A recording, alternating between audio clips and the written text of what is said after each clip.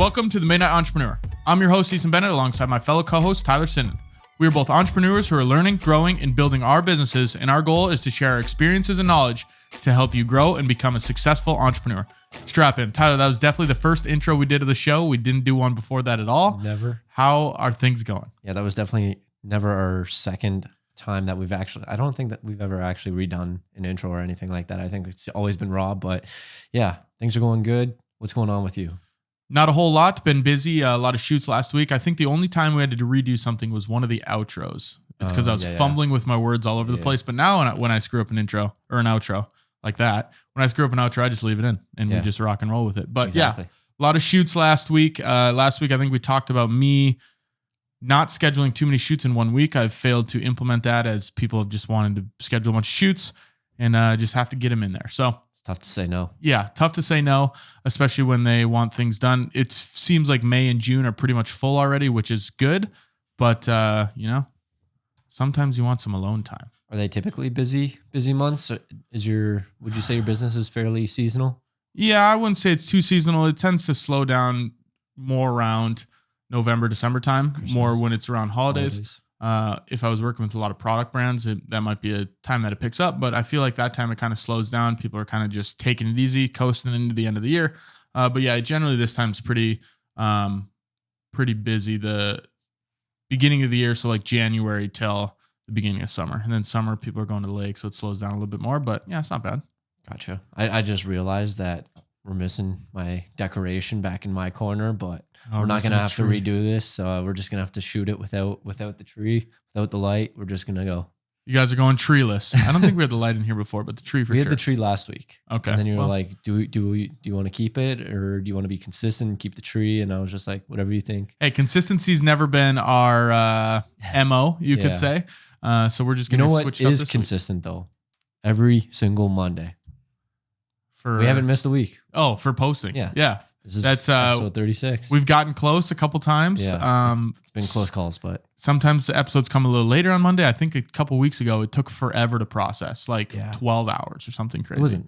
I don't know if we're talking about the same one, but it was weird because Apple posted it on time, and then Spotify was just delayed a little bit, which is interesting because the platform that we post through is owned by Spotify. Yeah. So it was just interesting that it went to Apple and not to Spotify. Which is weird because I was having issues. The other podcast I posted it last night, and then when I hit process, I woke up this morning and it didn't process till like 10 or 11 o'clock this morning. So I don't know what's up with Anchor, if it's having some issues. Not sponsored by Anchor, but Anchor, if you want to sponsor us, we'll start saying good things about you. But for the most part, it treats us pretty well. Tyler, what's going on with you? What's new since the last week we spoke? We finally got our taxes done, and isn't it past tax time? So right now in Canada, so it was May 1st, I think, is the time that you actually have to have everything sent in, or like the date that you mail it in. It has to be May 1st. But I think they're currently on strike. So, I mean, they just accountants, government or whatever. No, government or whatever. CRA, they're on strike doing whatever. They're not getting paid enough. What's CRA stand for? Canada Revenue Agency.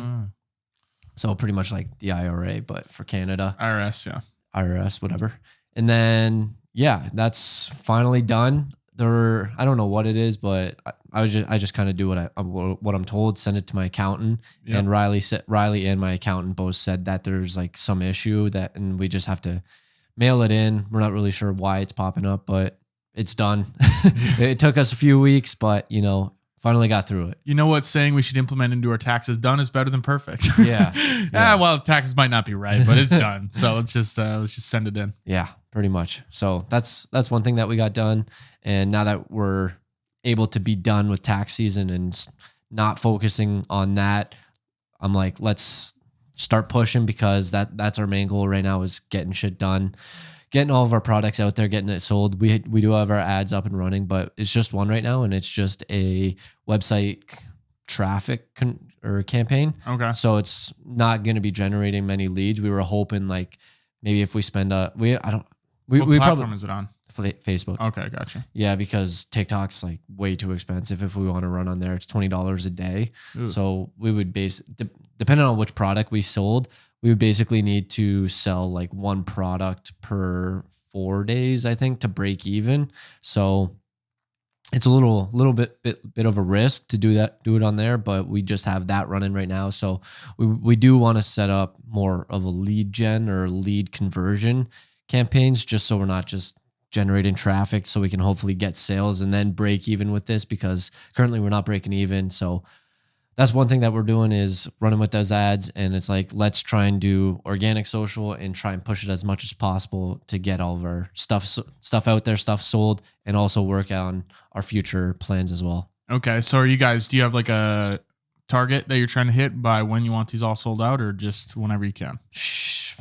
When we had the call, we're like, let's do it by the end of the year. And like I said, the other time, it was like, that would be 2 products per day. Mm-hmm. And it's been quite a few weeks, and we're still, we haven't sold any. Yeah. So we're struggling a little bit and trying to figure out what we can do, how we can do it. And I think it's just going to be consistency and posting out there. And that's one thing that we've been lacking, is not posting. So we might just end up getting to the point where we get everything in our future plans done and live, and then that's just going to kind of be on the back burner. And then hopefully, if we're able to generate traffic through that side, it'll hopefully sell some stuff there. But hey, hopefully it's not a plan. You have to have a solid plan. That's one thing I heard from Nick from the VBA. He said, don't bet on hopefully.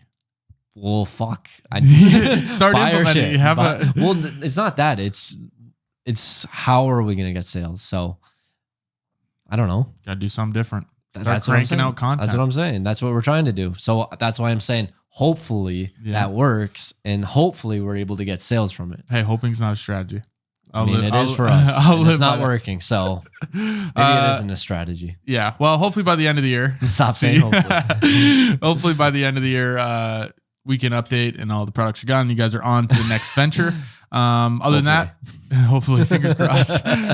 Yeah, I'm just hoping a prayer. They're gone. Yeah. Other than that, discipline for you. You're still cranking the day one videos. Hell yeah. Yeah. Every single day. And that's also keeping me consistent with everything else in my life. I've been doing cardio every day. I've been working out every day. I've been strict diet every day. It's not really a keto diet, but it's like a carb restricted diet. I do enjoy it. It's a caveman diet, I call it. It's pretty similar. And I was thinking about it the other day, because when I was benching, it was like, I'm not able to get a lot of reps, and it's not even very heavy. I'm like, maybe that's why I'm not able to, because I don't have a lot of carbs in me. And people say carbs energy, and that gives you energy to be able to, but at the same time, like, I'm able to run, and for a decent amount of distance this weekend, I went for, I think it was around just over 7 miles, and I was able to stay for a pretty consistent pace. So I don't know if it's the carbs or what it is, or I'm just weak as fuck, but I'm not at my peak anymore. That's for sure. You got to get that. I have heard that carbs directly translate. I'm not a health guy like you, but carbs, I heard, is like strictly what your energy goes to. So maybe mix in a piece of bread here and there. Fuck no. Carbs are shit. Why don't you so you're doing the day one videos with Tyler Sin and personal brand, which, to lead into the episode, guys, is what we're going to be talking about today, personal brand. But we should do some sort of Nuevo daily something. What would that be? What would that look like? Do you have any ideas? Any thoughts? Any hopes? Any prayers? Not at the moment. You got to put me on the spot. I don't know. Yeah. I think it's tough, because especially for me right now, I have a couple products right now, but like, what am I going to do with those? Like, I'm not the one packaging, and I'm not the one shipping. We aren't getting very many orders to be able to do that every single day.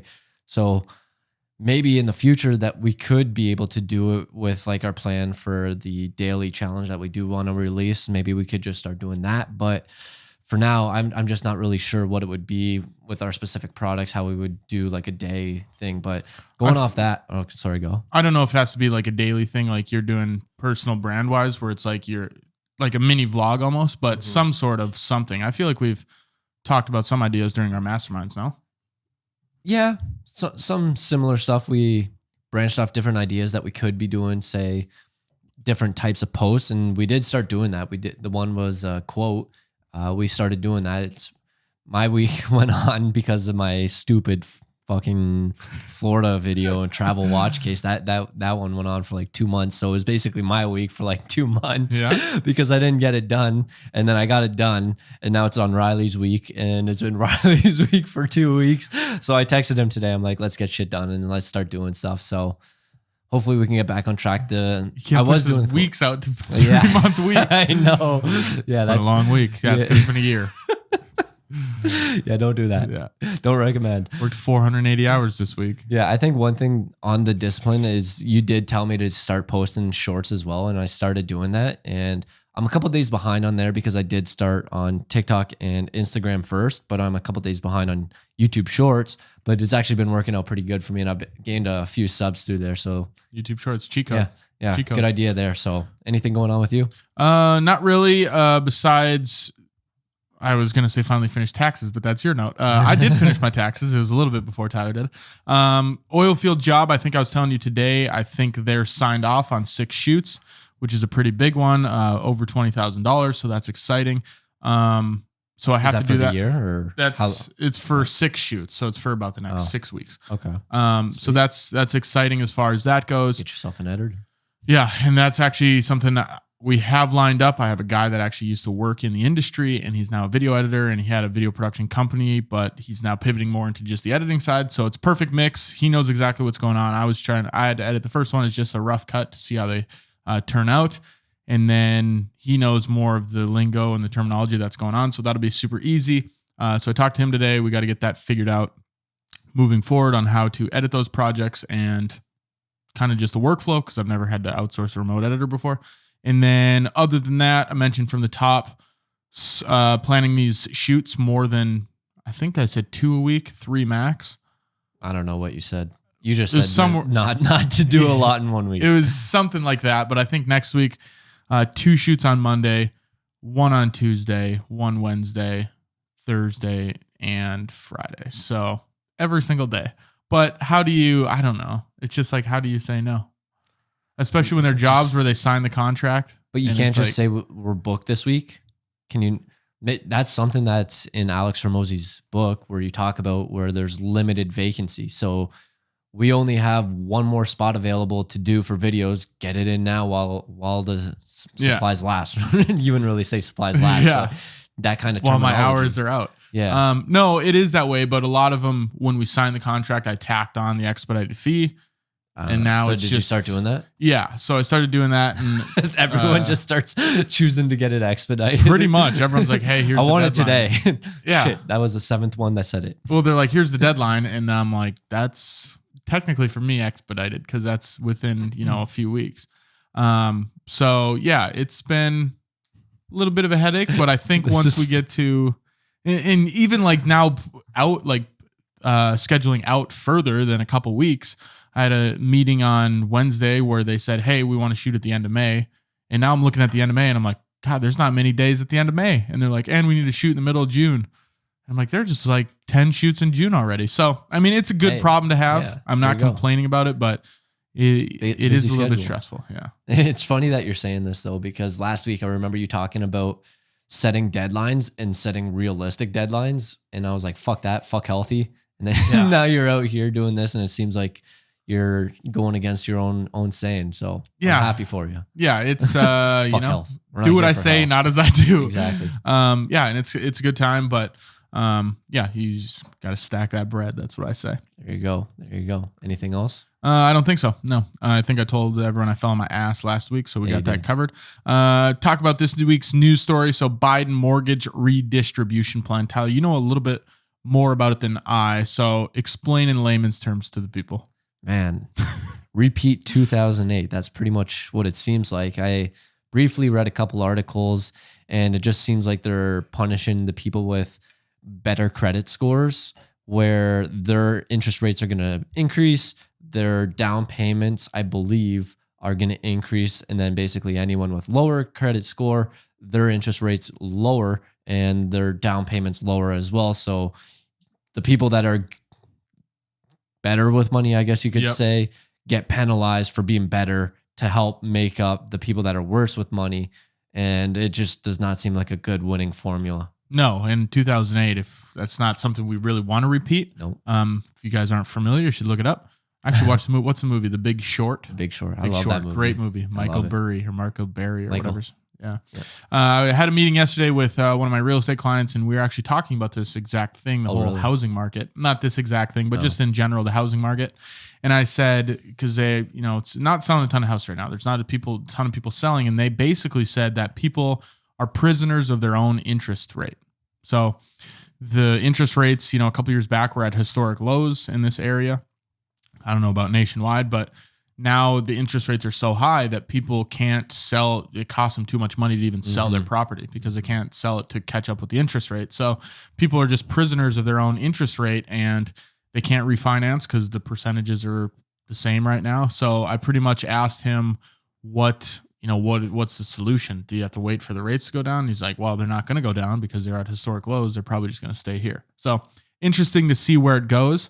But I'm glad I bought my house when it was, I think I got 2.75%. So. When was the historic lows? Was that before or right now? A couple years ago. Okay. Yeah, so then it was at historic lows, and then it skyrocketed whatever it is now, 6, 7, 8% for a house, which I'm at 2.75%. So yeah, it'll be interesting to see. Yeah. There's not many houses on the market.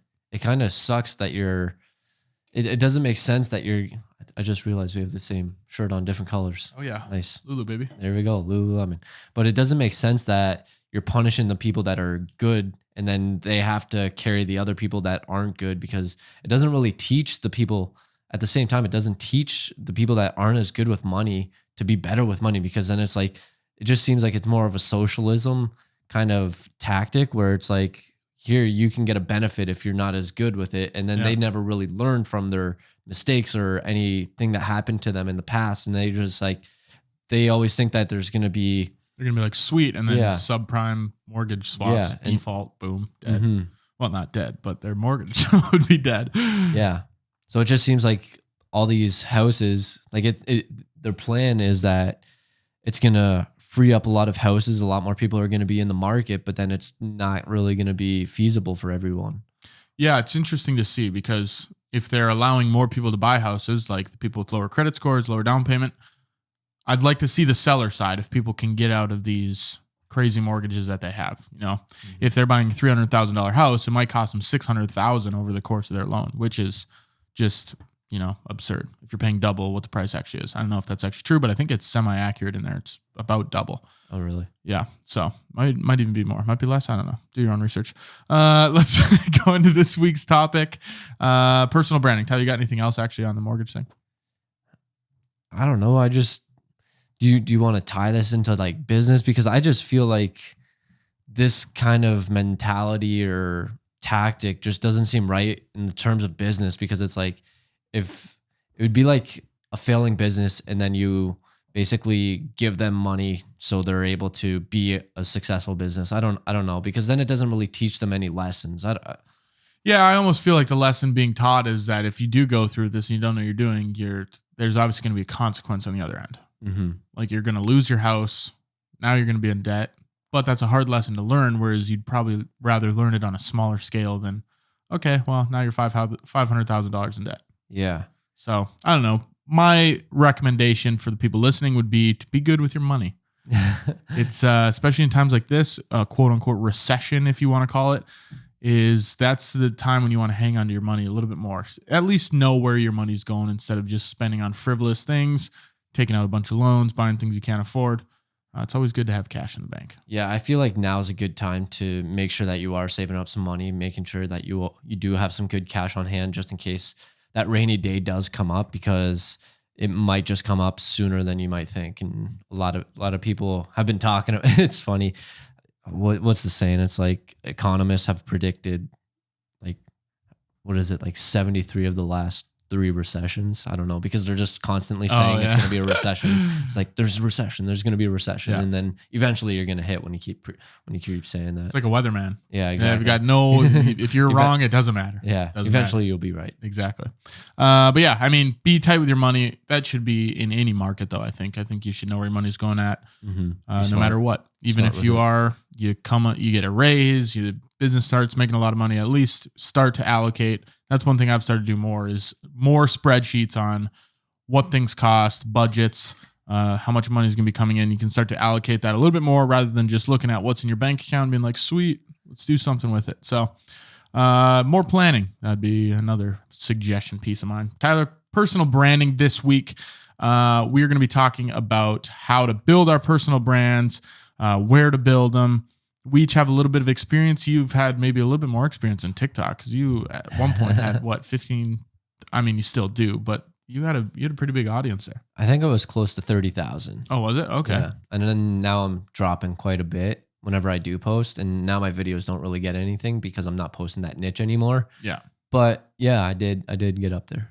So what are your thoughts on, I mean, it's one, very impressive. Hopefully you can just switch it around with a different audience, but what are your thoughts on a personal brand? I have this conversation a lot with clients where I think everyone should have their own personal brand, start posting and building that up. And majority of them tell me no. I do have a couple clients that are like, yeah, let's do it. Why do they? What's their objections? They just don't want to be out there. They'd rather promote their business. They don't want their own personal brand and have people look. I don't know. It's all stupid, yes. Right? Which I get. You got a family and kids, but still, nothing bad comes out of a personal brand. Depending on what it is. Jake Paul. I wouldn't say that. I wouldn't say that. But like if you're doing it right, it can't hurt you having a personal brand. So one thing, this is something that's going to be on my business idea, but when you're kind of floating right through the middle and you don't have a specific viewpoint, you don't really get any followers. You don't get any raving fans. So that's one thing that I actually didn't put in the notes. You have to have a viewpoint. You have to have something that you actually believe in and that you follow and that you preach. Because if you don't have that, you're not going to have those people that actually believe that same thing. Whereas if you just walk around on a tightrope and you don't actually speak out on certain things, you don't speak out on certain things, you're not going to have those people that follow you because they're like, I don't know what this guy talks about. I don't know what this guy believes in. So if you actually talk about that specific thing that you believe in, what this ends up leading to, you'll have a lot of raving fans, but at the same time, you're going to get haters. And that's part of the process. You need both. Exactly. If you don't have haters, you're doing something wrong. I agree. And I'm looking out there. Like even look at Mr. Beast. Mr. Beast literally gives money away. Here's a car. Here's 100,000. Here's $10,000. People hate him. Which I don't. Exactly. You're going to have haters. If you don't have haters, that means you're not doing something. You don't have a viewpoint and you don't have a purpose. So you got to make sure that you actually articulate that. It's hard to hate on someone that's just floating in the middle. Exactly. Not picking a side. Because I always say everyone hates one of my closest friends. He's always a middleman. Yeah. If there's a friend group argument and two sides are going at it, he'll always stay in the middle. He'll never pick a side. I'm like, pick a goddamn side. Don't just sit in the middle and mediate. Yeah. Pick a side. And honestly, it goes the same for personal brands. You want to really, like you said, articulate your niche and what you want to talk about and then run with it. Because it's easier to latch on and be a fan of that person if you know exactly what they are posting and what they believe in. And that's something that I had to learn is to niche down. And I always hated that term. Mm-hmm. But niching down, I think is super important. What do you think about niching down? Oh, 100%, especially starting out. And that's exactly how I was able to grow on TikTok is because I had that niche. I had that specific niche and I was fairly decent at it. And what it was video editing. Mm-hmm. And I watched a lot of Zach King videos and I always thought that stuff was so cool. And then the pandemic hit and I was like, you know what? I got a camera. I got Adobe. I'm going to start using it. And I started doing it. And the hardest part was actually starting. And then the very first couple videos weren't actually in the video editing niche, but that started me on that journey to start posting. And so it was starting was the hardest part, but you do have to niche down because that's how I was able to amass approximately 30,000 followers. I feel like you get into a flow state, and maybe that's an episode we can do down the road is getting into that flow state. Because and I'm sure you've seen this with the reels and TikToks you've been posting recently, but once you kind of start to get on a roll, it's much easier to keep that momentum going. Yeah, I think so too.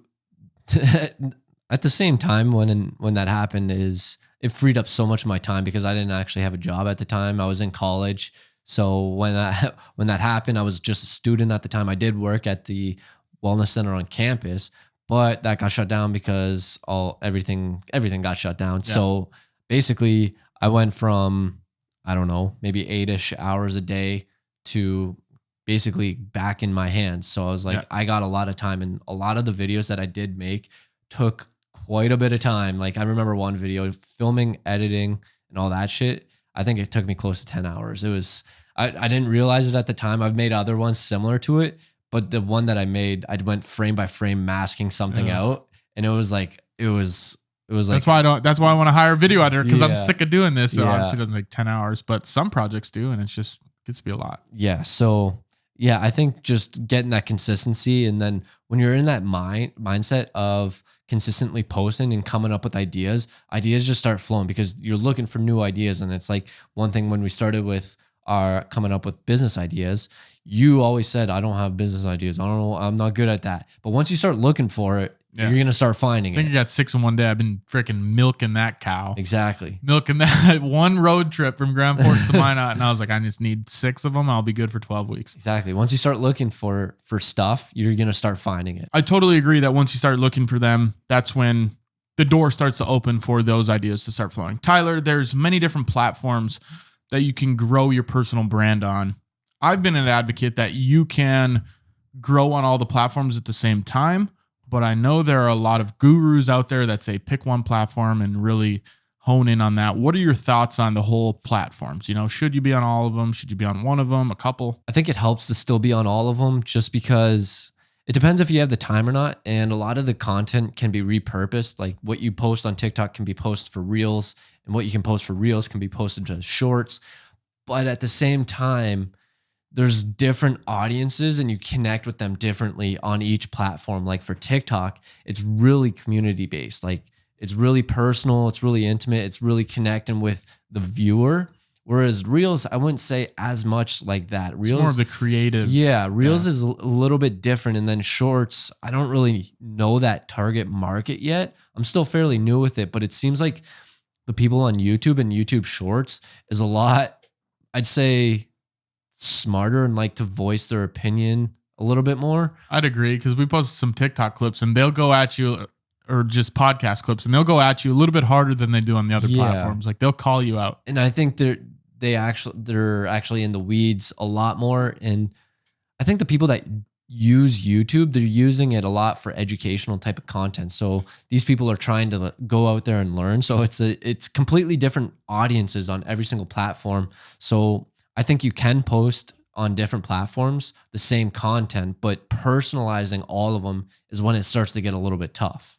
Yeah, it's hard to personalize. In an ideal world, you would create the same piece of content, the same topic for each different platform, and then spin it a little bit. But unless you have some big media team and a bunch of time on your hands, it's hard to do that. Whereas I think if you have this piece of content, at least repurpose it for all of the platforms. It might perform better on others, but it's better to be there a little bit than to not be there at all. Yeah, I'm trying to think of, I thought you were going to Excuse me, sorry. I was trying to think of the target audience on YouTube, and recently I've been thinking more about it. When you're creating videos with the user in mind, because a lot of the times you're posting content and you're answering someone's questions. So for you specifically, building a camera rig, like what's a good camera rig? Someone's coming to learn about that. Whereas like you go on TikTok or Reels, you're not really going to find that as much, where like people aren't really going to be going there searching what's a good camera rig to buy. What's a good or on Instagram or TikTok. So I'm trying to think of like what that audience on YouTube would be. And I think they're more so going there to be educated. So I think it's a completely different audience on all of them. Yeah, I agree that YouTube is very educational, but I also think there's a side of YouTube where there is I'd say, you know, it's higher percentages of education, but that doesn't mean you can't succeed with the entertainment side on YouTube as well. You know, how many stupid videos do you watch on YouTube, or have you watched on YouTube, or those guys making the mud huts over in wherever overseas, got to get a boat to get over there. But yeah, education based. I've seen that a lot for YouTube. And I think you should have, when you are creating a personal brand, you're creating your content, you should always have the end user in mind and the value that you're providing them. So one thing I like to tell myself when I'm creating a piece of content is, if I was scrolling, what would make me stop? What should the hook be? What kind of value would I actually want to learn? Because if you are just creating videos for yourself and, oh, I think this is cool, it's hard to tell if it's going to perform, or at least you have a little bit better of an idea if you know the value that you're providing to that person. Mm-hmm. Yeah. What's been your favorite platform that you've posted on or that you've endeavored with? I personally like YouTube, even the long form content. I haven't done a ton of short form content on my personal YouTube page, but I feel like it's easier to provide value on YouTube. Mainly, I don't know if it's biased because one, I'm in the video world, so creating those videos is easy for me, and you can share so much more information with these long form videos, and it's people that are expecting long form videos. Whereas you go to Instagram, they might be expecting a reel or a photo. If you go to TikTok, they're expecting a short video. Facebook, it could be an article, a photo, a video, a long video, short video. Whereas YouTube, you kind of know what you're getting into. You're getting into longer videos, 5+ minutes. So it's a little bit easier to create content that's value driven on that platform. What about you? What would you say? I don't know. I kind of like the community that you can make and build around on TikTok. It's just, I'm not at that point where you have that, but it's funny whenever you see videos and then you go straight to the comments and you know exactly what's going to be in the comments. So the comments are the best part of TikTok, right? So I don't know. I like the creative aspect with Instagram though, because I do enjoy, because I like photography, I like videography, and I think that's more of the platform to be on if you are a photographer / videographer, to show off your work. And I do like that a little bit more, where it's a little bit more storytelling. And so I do like that aspect, but at the same time, I'm trying to think of what I'm going to be posting and creating in the future for the business that I'm currently working on. And I think a lot of it is going to be with YouTube, but at the same time, I'm also going to create Instagram and TikToks, Reels. So I do like the aspect of YouTube where you're able to provide educational content. And I think that's really good to showcase your work for people, because then they're able to like sample your product in a sense to be able to see what you can provide for them. Yeah. I think 2 platforms that are underrated personally are Twitter and LinkedIn. One, LinkedIn, great for business to business, but it's a mess. The user interface is just horrendous. But it's really fantastic. And those are 2 platforms that I think are so niche compared to YouTube, TikTok, and Instagram. Whereas Twitter is almost like a big group chat. If you really want to get into an industry and meet people in that industry, Twitter is by far the easiest way to do it. Because you go in, you can hop in any conversation you want, and generally people are going to reply, depending on how big they are. Drake might not reply to you.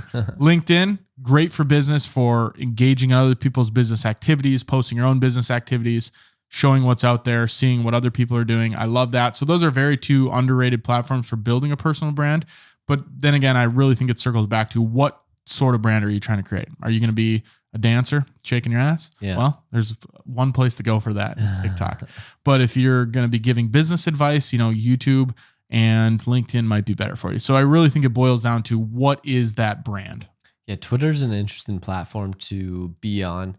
I've tried it. I've posted. I don't engage much. I think it's the last platform that I actually created an account on. So it's like not one that I'm familiar with it. I know how to tweet. Yeah. I know how to interact. I know how to retweet. I know how to do all the basic stuff.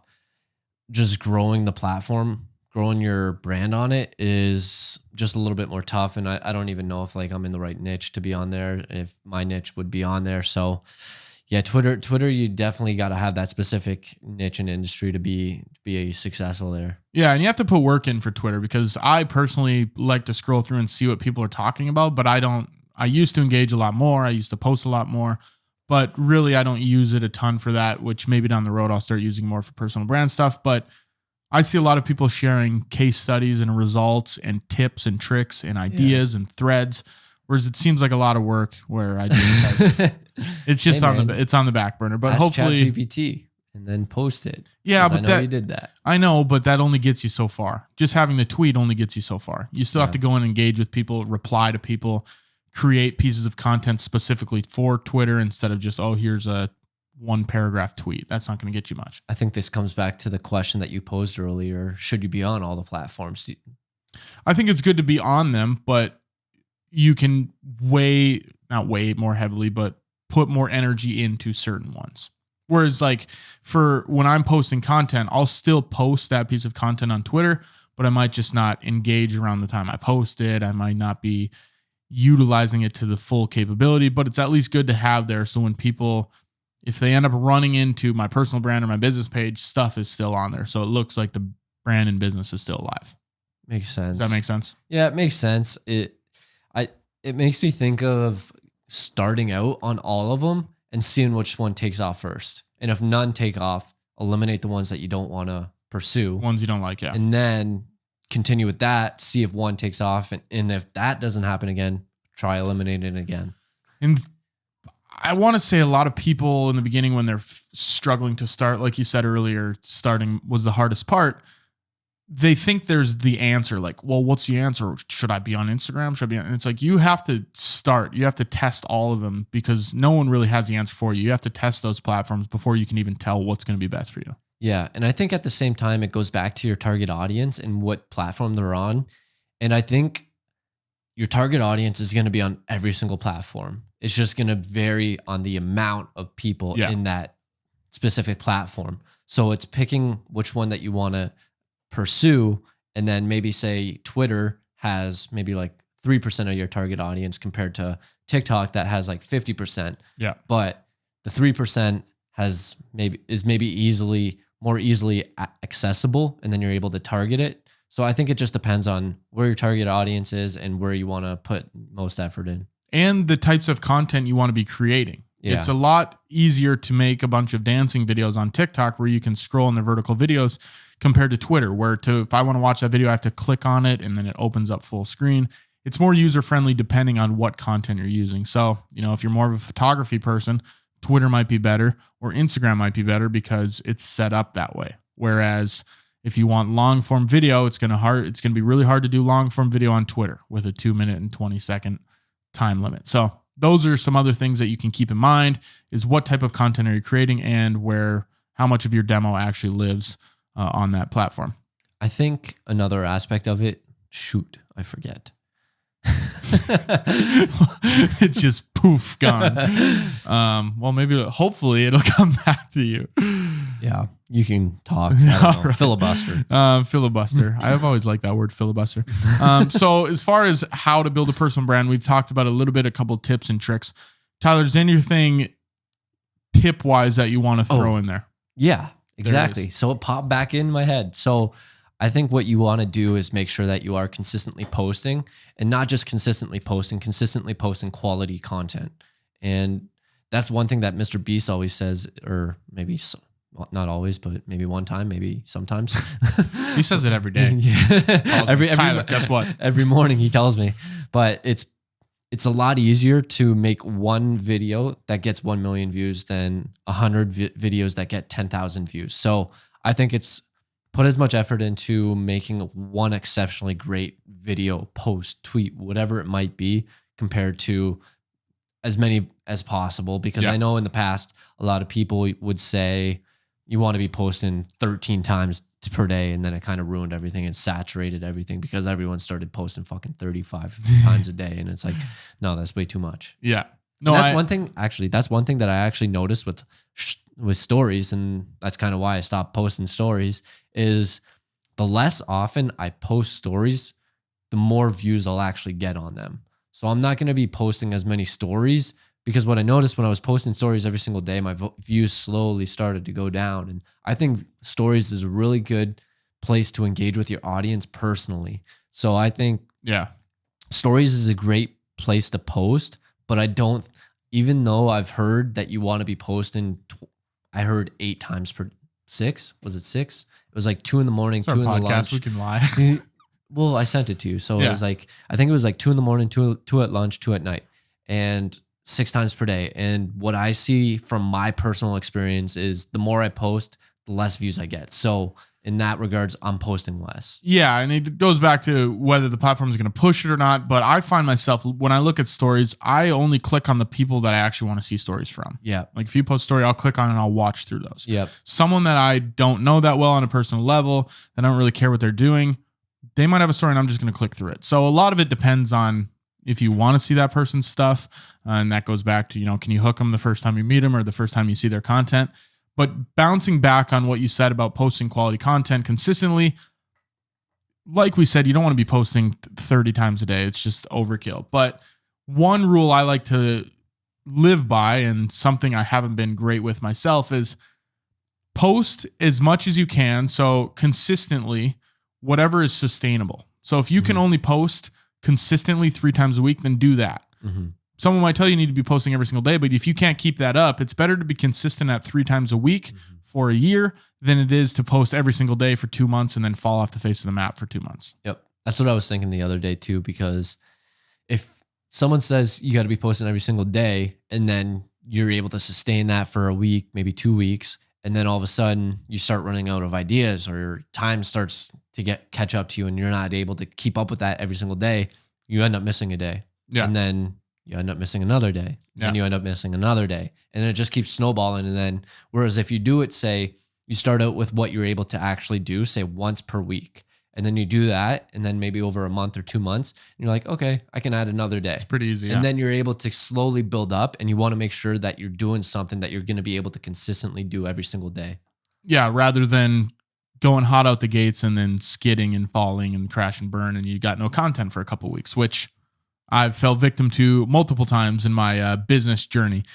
The other thing that I wish, one, there's going to be a piece of advice, and then there's one thing I'm going to bitch about here. Instagram should stop thinking I'm a bot when I'm scheduling these posts, because I had all these posts scheduled and I set time aside, to do it. And I had like 15 of them. Boom, that's 3 weeks, right? But when they only let me do 5, then I have to set more time aside to schedule the contents for the week after, and more time aside. Just let me batch do it. Let me schedule 60 if I want. I think you can wait one day. I forget what I've been waiting with this podcast, but I know now. Yeah. So it's like what I'll end up doing is because I'll batch schedule them, not all of them, but I would batch schedule 5 of them. And then the other ones, because I usually post once per day. So the other 2, I'll create them, and then I'll save them as a draft, and then I'll come back the next day and schedule them. Yeah, but even coming back the next day, takes 2 seconds. that takes time though. 2 seconds. I get that, but still something you have to remember, something you have to go out of your way, get you out of your flow state to do. Whereas if I could sit down for 4 hours, forget about it until I can do it again in 3 weeks, schedule it. But now the piece of advice I'll give, if you guys are creating personal content, use the scheduling tools on these different platforms. For Instagram, Facebook has Meta Business Suite. Use that. LinkedIn, there's a scheduling feature now, I guess you could say. And then Twitter also has a scheduling one. The only one that doesn't is TikTok. Yeah, YouTube, of course. So use those to your advantage. Like, those are huge in not having to remember to do things every single day. So, and going off of scheduling, it's one part of building your personal brand is connecting with your audience, and you want to be able to engage with them. And when you're scheduling content, it makes it a little bit more hard, because you might schedule a YouTube video that comes out at 10 a.m., but you're busy at 10 a.m. You got a lot of subscribers that are following you, and they end up watching your video. They end up commenting on it, and they want you to be there to engage with them. And then maybe coming back, YouTube's a little bit different. You can come back maybe a day later and just reply. People don't expect it to be instantaneous, but platforms like TikTok and Instagram, those kind of platforms, people expect you to usually reply fairly quickly. So I would say if you are in that industry or on those platforms, I would try and, if you are scheduling, try and make sure that you engage with like the first few people. I remember, you know Bella Port, right? Yep. So one thing that she said that she did is she'll look at the comments for like the first 5 or 10 minutes, because that's actually her followers. Those are the people that actually care about her. And then after like a day is when all the trolls and all the people that start to say hateful comments to her, she won't look at that stuff. So it's just like the 5-10 minutes after she posts, she'll look at the comments. And don't be discouraged by all those troll comments. It's just like we said at the beginning, you need haters and you need lovers. Exactly. Tyler, what are your thoughts on separating your personal content from your business content? Because obviously we're both running businesses and we got multiple different pages for those. What are your thoughts on that? I think you definitely have to do it. I've seen it personally with people that have businesses, and they'll just post all their content to their personal page. And it's like, sure, that's great. You're trying to work on your personal brand, but at the same time, your business is taking a back seat. Or whether it's the other way, vice versa with your business, you want to make sure that you're still posting content for your business and at the personal brand, which can get tough, but you do want to make sure that you're keeping up with both of them. Yeah, and I'll contradict you a little bit. I agree that you should be posting on both of them. Neither of them should go to the back burner, but people buy from people and less from companies. And we had that at the top of our notes, but we didn't talk about it. But that's a good point. Yeah, people buy from people, whereas your business should still be running and operating and look like we said earlier, like it's alive and that you guys have done work recently. But at the end of the day, it's easier if I'm posting every single day as Easton Bennett and people know me as the video guy, and then they see Bennett Creative Media. Maybe it's a couple times a week. It's easier to reach out and be like, oh, Easton's the video guy and he's going to be, obviously he owns Bennett Creative Media. So they picture those together. Are you distracted? No, I'm just waiting for you to finish. Are you distracted? Well, am I distracting you? And you're looking over here, grabbing the pencil a little bit. So having both of those different platforms and then posting on both of them, I think is beneficial. Okay, go ahead. You sure? Yeah. You ready? Yeah. No, I forget what I was going to say now because I distracted myself. Let me see if I can find it. You got it. It's somewhere in there. So when you talk about people buy from people and not from companies, you can still post yourself on your personal business or your business page. Like for you can maybe BTS, you can just do a quick selfie video and be like, here we're on set with this, and maybe you can go over a little bit of your product, show your face and be in front of the camera. Or you could even do different projects. Maybe you're like a landscaper. You can just show different projects, and then you can just do like quick selfie videos, or even, it's just, there's different ways that you can do it where with the personal, I think you want to keep it a little bit more personal at the same time. So do you think your personal page should be not only talking about your personal life? So I think you can have a different niche.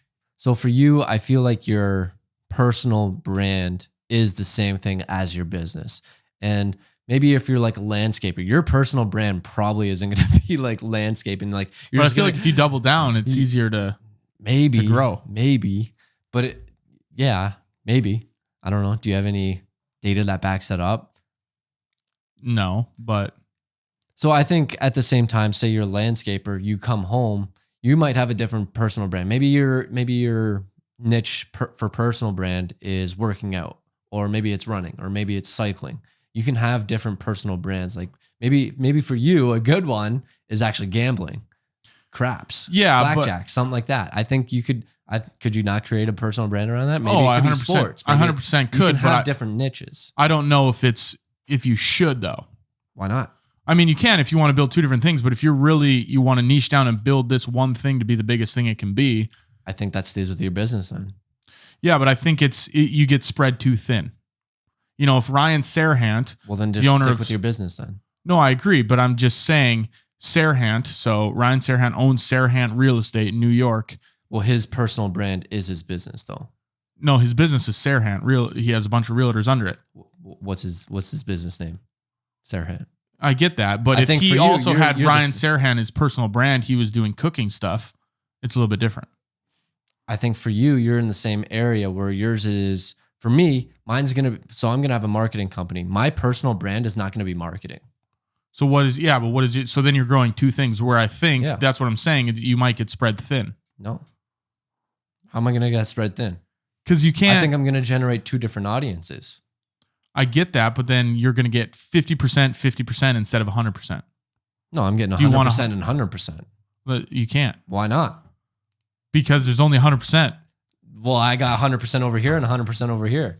Yeah, but have you seen, I don't have data or facts to back this up right now, but all of these entrepreneurs, because I know that's what you're going to ask me, but these entrepreneurs, they're not doing 15 different things. They're picking one thing. I would like to bring up to the stand Elon Musk. Yeah, but he started with one thing. He has 17. Yeah, but that's because he built the first thing as big as it could be. He didn't start with SpaceX and the Boring Company and Tesla didn't start with a personal brand and PayPal. Yeah, I know, but he started with one thing and put all of his effort into that. Would you agree? Well, if going off your logic here is you're saying you shouldn't even have a personal brand then, because you're saying you should only have one thing. So you're saying either personal brand or business. That's what you're saying. No, because they're the same thing. No. You're saying no, I'm not. Well, then what would you post to your personal as opposed to your business if you're doing the same thing? Okay, but if Steph Curry, what goes on your personal? the same sort of stuff as whatever your business is doing. It doesn't have to be the same type of content. But if I'm creating videos for clients, okay, now on the personal side, maybe I'm creating videos for videographers. It's in the same way, or teaching videographers how to grow their business, whatever it might be. I'm not starting a cooking channel over here. Okay. Do you kind of understand where I'm coming from? I do, but I don't agree. Okay. Well, I think you can have two different niches. Well, yeah, you can, but it's going to be harder to grow. Is it though? Either of them? Is it though? Yeah. Humans are known not to be good at multitasking. Yeah, you're not multitasking. You're dedicating 100% of your time to the business whenever you're working on it, and then whenever you're not working on it, you're working 100% on your personal business. Okay, so let's say you have 100% total, right? Mm-hmm. That's your time you can give to anything. Mm-hmm. That means you're giving 50 to one and 50 to the other. I say you just got to be better with your time. I get that, but imagine the 50 you're giving over here, you were also giving that to the other one thing. Does that not grow that faster? It might, but at the same time, I think you can still have different niches and different. No, I know that you think that, but that's the point I'm trying to get across. Wrong. Well, how is that? If you have 100% of everything you can give, and you give 100% here, then that's what's going to grow. But if you give 50% here and 50% over here, this thing you're giving 50% to over here is not going to grow like if you're giving all 100 to it. Why can't I do both? You can, but I'm just saying it's if you focus on one thing, that thing's going to grow faster than if you're focusing on two things. Okay. I think you can. I think I can do both. Yeah, I think you can do both too. Exceptionally well too. Yeah, but I don't think it's going to be if you focus on one thing, that's going to grow faster than if you focus on two things slowly growing. Which you might be okay with two things slowly growing. That's fine, but I think that's just how it is, and we can agree to disagree. But I like this. I think you're wrong, but okay. Tyler, anything else personal brand wise? Don't listen to Easton. If you guys want to do 50 different things, I'm not saying 50. I'm saying 2.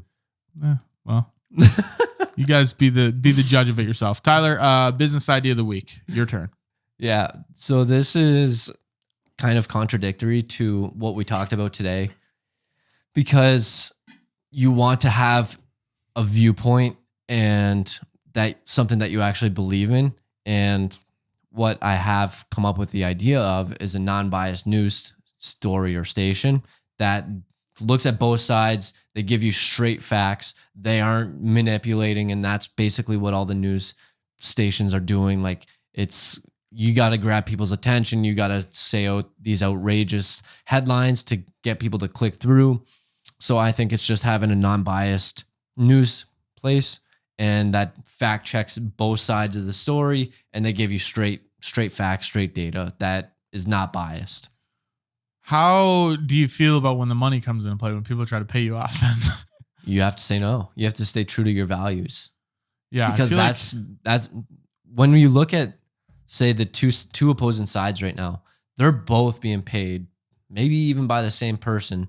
They are creating the oppositions, and then they tell each side what to say. So how's this not been created yet, though, is my question. Yeah, kind of. But at the same time, I feel like this might be the point of you don't have that viewpoint and it's not able to grow as much as possible. So there might already be this out there.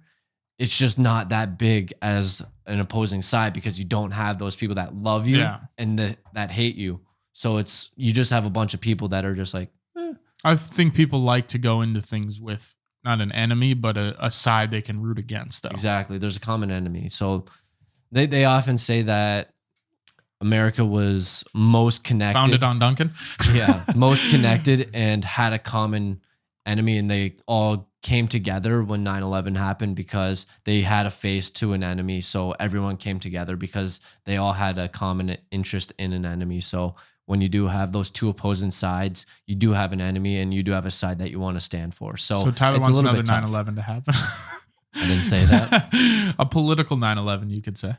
No, I'm saying there's got to be someone. You almost said sure. You're like, I better not back that. But yeah, no, I kind of like it. I mean, I would go to that news station just because I'm sick of the whole left-right thing. Try to stay out of politics. I think now's a perfect time because it's so divided right now. Yeah. Tucker Carlson just got fired from Fox. And some other guy from CNN got fired too. They should start their own thing. Yeah, exactly. Tyler, that is episode 36. Anything else you want to touch on? You're wrong. No, I'm just kidding. We all have our own viewpoints. We all have our own viewpoints.